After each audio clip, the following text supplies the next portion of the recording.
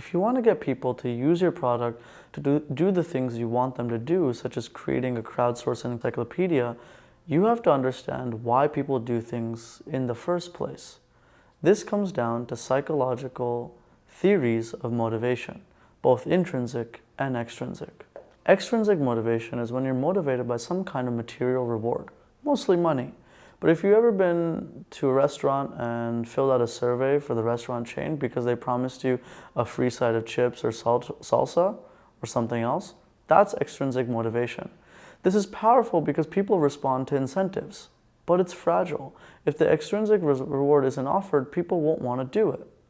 On the other side is intrinsic motivation. You're doing something because you actually want to, due to some emotion or connection or feeling of goodwill or some other human thing.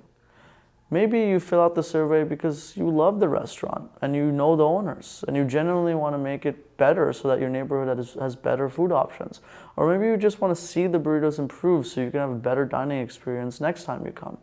Doing things for the greater good, or doing things because it feels right or important, or because it fulfills some internal need of yours, is intrinsic motivation. So now, to turn towards the psychology to get people to use your product, there's actually a 3-step process to do this. The first is understanding users' motivation for using your product.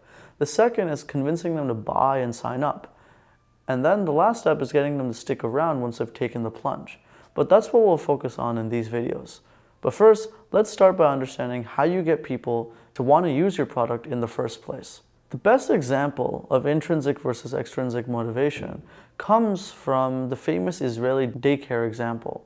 At this daycare, about a third of parents came late to pick up their kids, causing an inconvenience to the staffers. To cut this tardiness rate, the daycare started fining parents $2.70 if they were 10 minutes or more late.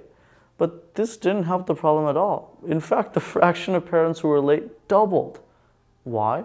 Because before the change, parents came on time because they would feel guilty or shameful if they were late, since they knew they were inconveniencing the teachers. This was intrinsic motivation. No one wants to feel guilty. They'll go out of their way to avoid it. But when the fine was instituted, parents started feeling only extrinsic reasons, money, to come on time.